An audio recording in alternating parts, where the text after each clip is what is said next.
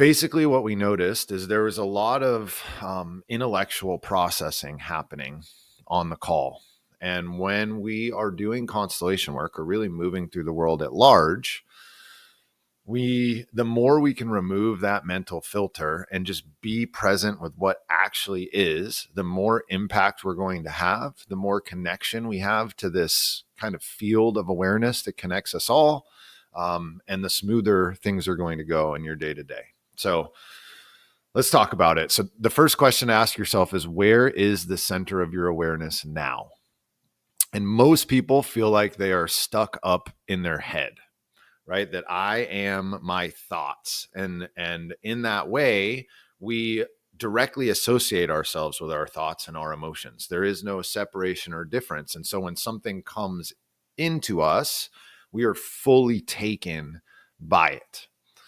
However, this feeling of being in your head is completely an illusion, right? If we think about, see, even the language that we have is tied into this way of being in the world. I just said when we think about, but really it's about feeling all of the different things, all of the different information that's available to us. If we really and truly tune into what we are noticing in the world, what you'll find is that there is this illusion that happens where we think that there's something happening, like say a sound happens, a train goes by. There's the sound that happens, and then there's us that hears the sound. But when you really and truly investigate that, when you really look for the you that is hearing the sound, go ahead and take a moment to do that right now. What is hearing my voice? Can you see it? Can you feel it? Can you touch it? Can you tell where my voice ends and your receiving begins? I certainly can't. And in that way, what that means is there isn't a receiver, there's just the sound. And yet our awareness puts this shield in between the two. And ultimately, when we're in our head, it is a web of our past and our future. In other words, we are stuck in time, which is an illusion of the mind. The only time is right now. That's it. Even in the past, it was now. In the future, it's the future now. But we weave together all the stories, all the trauma that happened to us, all the things, and we filter everything that happens in our life through that. And or we project out into the future and we act and worry and do things based on a future that doesn't exist in the now. Either way, we're missing out on present moment awareness. And we talk about dropping into the heart or the belly from our mind, right? And this is kind of what I was talking about at the beginning of this video, saying that actually we want to carry this out into the real world. So it's not that we live in our head and we drop down into our heart or into our belly. It's the opposite is how we actually are supposed to be living. The belly is the true center. And then the heart acts as kind of a bit of a filter. So we pick things up with the belly, but then we run it through the filter of the heart to make sure that it is in love and to understand a little bit better. Is that something that's for me, or is that something that goes out to the world? And so in reality, we actually want to pop up to visit the head, right? So we're dropping up into the head and ultimately living down in the belly. So how did our awareness shift? If this is the truth, why the heck are we all stuck up in our head? And when I say all, the vast, vast majority of humans. And that's why the collective consciousness is in the shadow. It is intimately connected with the center of awareness being in the mind. The mind was never designed to be the center of things, and it gets us into a lot of trouble. The mind is a tool. There's nothing wrong with mind. We should use mind, but only when we need it. We're not designed to stay there or be there all the time. It's what keeps us locked in fear. So when we were born in our childhood, our awareness was still in our belly. And the way that you know that that's the case is we did what felt good and we avoided what didn't. That is living from the belly. There are other pieces to it, of course, but that is like number one primo evidence is we're not worried about all the thoughts. We're not worried about how everyone perceives us. We're not worried about past or future. We're just living now. And if you think, I did it again. If you feel back to your childhood, you'll have this sense memory of that. And that actually can be really helpful to tap back into. So gradually, though, we were taught that what felt good might hurt other people. And this is a true statement. What we do can hurt other people. However, in order to solve that problem, we must become aware of others, not repress ourselves. For some reason, we decided that to solve this problem, we're going to make people less of themselves. We're going to enforce them some rules of this society that they need to follow and they need to honor. But the better thing to do would be to just make us aware that there are other things that we need to take into consideration. So it's not that you need to change yourself or what you're doing. It's just we need to expand the field of awareness. It's exactly what I'm talking about right now. But instead, we go the other direction and we compress and cut things. And so obviously we get feedback, right? And we don't want to hurt. We get internal feedback. We don't want to hurt other people. And in this moment, that's what would lead us to expand our awareness. But because our culture and our society is sick, instead we get in trouble and we start to cut parts of ourselves off. And so we start to filter all of our awareness through our mind so that we get more positive feedback. We get more rewards and we get in less trouble. And so we start to think more and more and more. And when we do think more, because that's what society wants us to do, we become praised more. Because society, culture, cares more about itself, continuing itself, than it cares about the individuals that make up the culture. And so we will tell people that they need to subjugate themselves, they need to change themselves, and that it's for the better good of the culture or of humanity. And so when you have that weight pressing on you, you feel like you're being selfish. And so you're like, okay, I guess this is something that I need to do. And remember, you're a child. You have no defenses against this, no other way of seeing or thinking. You're just trusting in the adults that are around you and in the zeitgeist of the collective, not knowing that the collective is sick.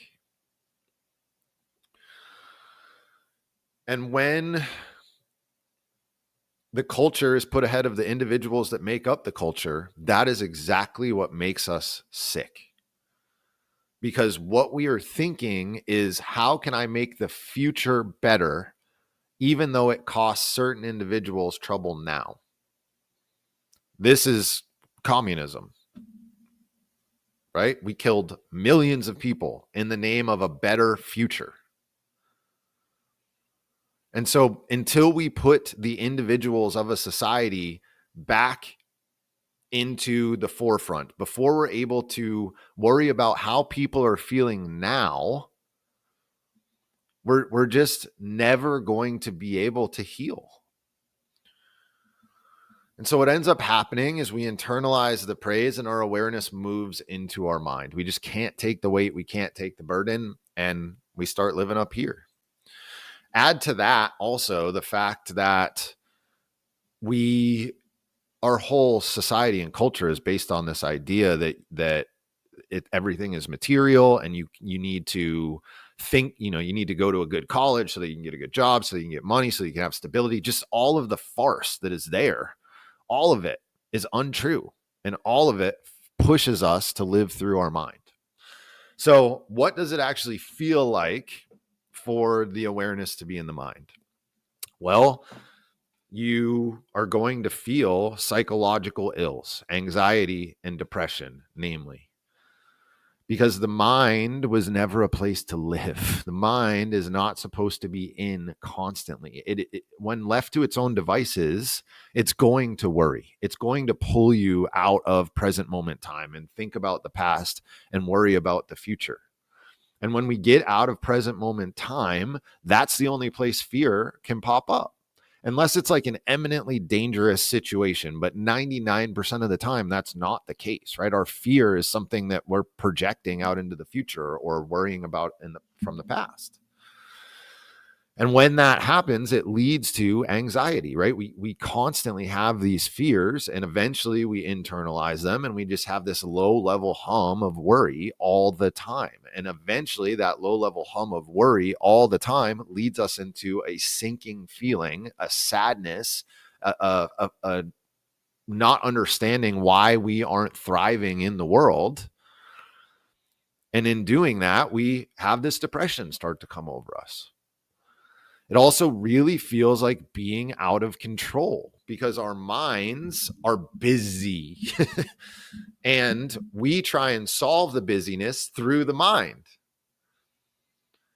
And so we just get into this spin of being out of control, of thought and of feeling. When we are in our minds as our center of awareness, there is no separation, again, like I said before, between the thought and between me. And when that happens, there is no ability to stop it because you are it. But in reality, if we go back to there, there's just the sound. That's the case here as well, right? There is this awareness that is able to feel this thought. And it's about identifying with that awareness that allows it to pass like the sound of a train horn, right? Thoughts just come in and they go out just like a sound. But because we're in our head, we begin to attach with them. It also comes with the need to understand everything, everything. And unfortunately, or fortunately, actually, that the things that really matter, you just can't logically understand them. That's a quality of them, actually. Like that's by design. And I think it's to help get us out of our head. If we could understand everything with our head, there would be no reason to drop into our belly and we'd miss out on this other way of living. The intellect, though, is really there for moments that we need it, right? It's there. We run into a problem. We take our awareness up out of our belly. We put it into our mind. We do whatever we need to do with that mind time. And then immediately we drop back down into our belly. But this need to understand everything comes about from our culture. It comes about from this scientific worldview, the materialistic worldview, and honestly, from our hubris. We think that because we're human, we can and should understand everything about the universe. But ultimately, that just comes from living out of your mind. When you see the beauty in everything, there's no need to understand it. When you are in your mind, you are stuck in time. I've already touched on this one, constantly alternating between past and future. So if you catch yourself in that pendulum of just going back and forth and not noticing and observing what's happening here and now in this field of awareness, you are in your head. You have this need to be right, heard, and understood when you are living from your mind. It's a compulsion. And honestly, I've never thought about where it comes from. More than likely, it's probably, as I think about it, like you want to believe it. And so you need other people to believe it to reinforce the thing that is running through your mind to make it real. But it's not real. It's just a thought. And so the mind tells us that we need to be right. Because if we're not right, then what foundation do we have to stand on? If we're not heard, why am I thinking in the first place? So the mind really needs other people to interact and engage with it. But in reality, you're whole on your own from your heart space, from your belly. And when you know that, you don't need other people to hear you. You don't need to be right or understood because you just know. And even if you're wrong, it's right for you because that's the truth that you need to hold in this moment that gets you to the next step where you're able to let go of it. And then lastly is a need to control your thoughts and how other people perceive you. So we and this kind of goes to trying to control the mind through mind. That's really what I'm saying here is like we use our mind to analyze the thought and to try and get it to stop. Like, why am I thinking that? And we investigate that and we're using the intellect to unpack it. When in reality, what needs to happen is just this letting go and this dropping down into the belly. And then we're not controlling the thoughts. We're just it's the opposite, actually. We're just letting them go. And then, going back to what I was talking about with being heard, when we are able to do that, it doesn't matter, or it matters less how other people perceive you in that moment because you recognize this is just a passing thing. You are not identified with your thought. And so you're not worried about the judgment. So what does it feel like for awareness to be in the belly? Well, first and foremost, it is present moment awareness. And that's internal and external. So meaning I am intimately aware of what my internal sense experience is. Am I feeling hot or cold, tingly, any feelings, any thoughts, just what's happening inside of me, but then also external present moment awareness, meaning what sounds are happening? What am I feeling? Is there a breeze? Can I taste anything? Like it's our five senses. When we are in the present moment, you are operating from the belly. And when you are in the present moment, time goes away because the present moment is eternal. It is just always now and now and now and now. So the worry about the past or the future or just the reality of past and future is made clear, which is they're an illusion. You also get this sense of expansion when you are in your belly. And this is, you just kind of got to feel this one. I'm sure you've heard, or I imagine you've heard people say this before, is like this open feeling. Like you no longer feel contained in your body. Like when I'm in my head, I feel in my body. And I feel like my awareness doesn't go any further than my body. When I'm in my belly, my awareness is the entirety of Earth out into the cosmos, out in forever and ever. Because I recognize that going back to the sound and the receiver of the sound, I recognize that there is no receiver, which means I am the sound. And so in that way, my awareness goes all the way out into the field. Would the sound happen without an awareness to hear it? That's the does a tree fall in, or does a tree make a noise if it falls in the woods with nobody to hear it? These are the things. This is the level of depth that we're getting to here. Of course it makes a sound, but it only makes a sound if you're out of your head. Peace and quiet comes in the belly. It's a sense of ease. Like we tap into anxiety and worry and fear and sadness and depression when we're in our head. When we're in our belly, when we're in presence, it's peaceful. It's quiet. We are able to move slowly. We're able to connect to something greater than ourselves. That can only happen when we have peace. We get this connection to non-sense information. So the term gut feeling. This is what happens when we live from our belly. Like we know this stuff. It's in the collective, right? We talk about it and yet we pretend like it's not a reality or like it's woo-woo. but we get gut feelings. Everyone has gotten a gut feeling at some point in their life. That is nonsense information. And when you learn to live from your belly, you will have more and more and more of those moments.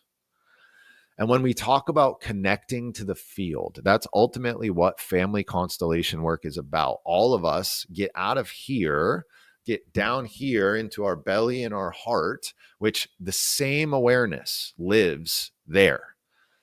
It has none of the stories, none of our individuality, none of the past or the future, none of the projections. It's awareness before all of that. And that's the thing that's in the center of all of us. So that field connects all of these beings, all of us in the synarchy in that field. And so when we constellate a gene key, you're saying things that you don't understand because it's not running through the filter of your mind. You're saying things that are also coming from Amy or Marcy. And you don't need to understand. That's not what it's about. The field will understand. The field will bring it together in whatever way it needs to bring it together. But you've got to trust in that field. You've got to trust in what's happening and in your responses. You can't worry about being silly. Can't worry about how people are going to receive you. You can't filter it through past or future. You can't filter it through your own stories. You just have to trust what's happening and let it come out and through you. And that's in the case for the constellations that we're going to do. And it's also the case as you're engaging in your day-to-day life. What we're doing is a great place to practice because the stakes aren't as high. You know, it's not like you're in a conversation with your boss, although I'm telling you that if you were operating from this place in the conversation with your boss, it would go so much better. But we've got to take our time in getting there. We've got to learn that. We've got to learn to trust this information, because when we get out of our mind, we're not hearing the words as much. We're hearing the frequency. We're you know, it's so light. It's hard to describe. But what happens is we get this sense of being led, this sense that we're being guided by something, because we are. So how do I drop the awareness from head to heart? Well, meditate. We have to spend time there. And it's much easier to spend time there when we don't have an external stimulus in some way, shape, or form. It's absolutely possible to be there with external stimulus. However, in the beginning, it's a bit easier without a bunch of noise, without a bunch of things going on in the external world, because then all you have to worry about is the internal stuff. And then once we have that down, then we can start to bring in the external. So the more time that you spend in the now with your awareness, kind of just noticing everything that's happening, it naturally, you will feel this drop down into your body.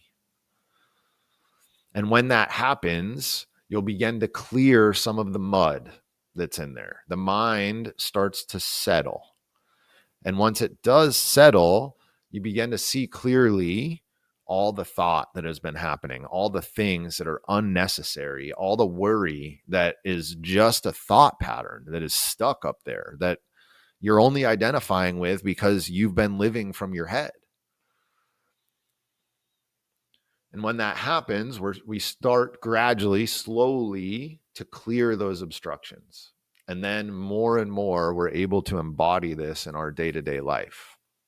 Another way is mindful activity. For those of you that don't like to sit still, mindful activity is a great alternative, although you do need to meditate. And it's okay to start with a minute. But mindful activity might be a good doorway or gateway. So a few of those things: exercise, and you're paying attention to your internal present moment state when you're exercising. So this isn't about getting a good workout. This is about intimately noticing every muscle, every feeling, every, where your awareness is, and contracting a muscle. That's what I'm talking about here. And then another one is working with your hands. So doing art, knitting, making wooden spoons, doing some yard work, doing the dishes, dancing body, thinking mind. Well, I guess in this case, dancing body, no mind. That saying isn't quite right, is it? Um, Basically, what I'm saying here is when your hands are occupied, your awareness can be a little more free from thinking. The brain's occupied with what the hands are doing, and then the awareness can go somewhere else. Doing things you love. So, getting into flow state, whatever thing it is that you love. So, when I surf, I'm in flow state. When I write, I'm in flow state. When I do these videos, oftentimes I'm in flow state, although I come in and out of it in videos. But finding things that you absolutely love that bring you into total and complete presence begins, you'll feel that awareness drop down. And what we're trying to do here is create moments where it drops. And then we start to know what it feels like. And then when we do come up to our head, we notice we're in our head and we can catch ourselves. And just that catching is enough. You just have to notice. And with enough noticing, it will do its own thing. Practice moving energy up and down your spine. So, this is something that I do in meditation often. There is a flow of energy that moves through that spinal column, and you can really feel into it once you've kind of been doing these things for a little bit. And when you are able to do that, you can move the energy up and down the different centers of your body. And so just practicing moving the awareness from head to heart to belly to heart to head to heart to belly over and over and over and over, that groove gets greased and we start to be in better control. This is something that happens a little bit later in the journey. Then lastly, feeling sensations in the body and then expanding outward. So what I mean by that is in a moment where you feel your heart space really intently, see if you can close your eyes and put that awareness out 5 feet in front of your body. Because your heart space is not inside your chest cavity either. It's everywhere. So when you put it 5 feet in front of your body, you'll have this interesting sensation that you are bigger than you thought you were. And you can actually go to the clouds, to the heavens, to the cosmos, you name it. And so you just start to expand that awareness so that you realize that you are more than your physical body. Again, something that comes a little bit later in the process. But it's such a beautiful feeling, and it helps you to realize that you're not trapped in that head of yours. So lastly, is it possible to function from there in your day-to-day life? And the answer is yes. Right now, most of us, I'd say I'm probably 50-50, honestly, at this point. Home is in the head with brief visits to the lower centers. But what we want to do is actually the opposite. We want to make the mind a tool of the belly and the heart, meaning that we live in the belly and the heart. And then when we need logically to do something, we just shoot our awareness up, we get that thing done, and then immediately drop back in. And when we drop in, that's where the cities are, and they're always there. What I want you to do is look for evidence. Watch what happens when you speak from that place. When you have the courage to keep your awareness in your heart and in your belly as you're engaging in the world, notice what happens. Your world will start to change and shift, and you will start to see that it is far more impactful. And gradually, you'll operate more from there because you'll want more of the results that you're getting. Because you get this support from other people around you. When you're living from your heart space, people feel that and they want to help you. They want to support you. They want to be there. They want to drink it up.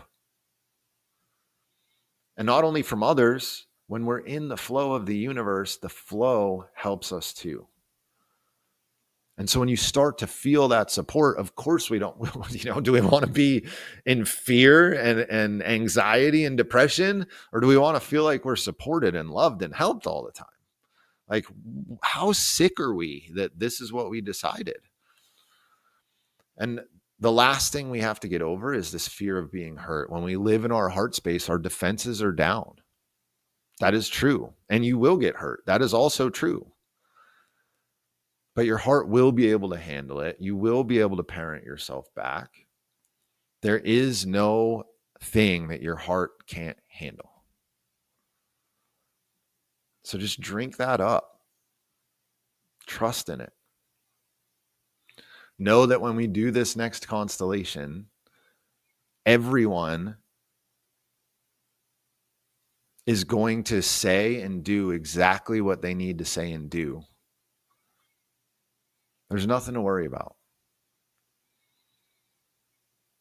Thank you guys for listening. I hope this was helpful in some way. Talk to you soon.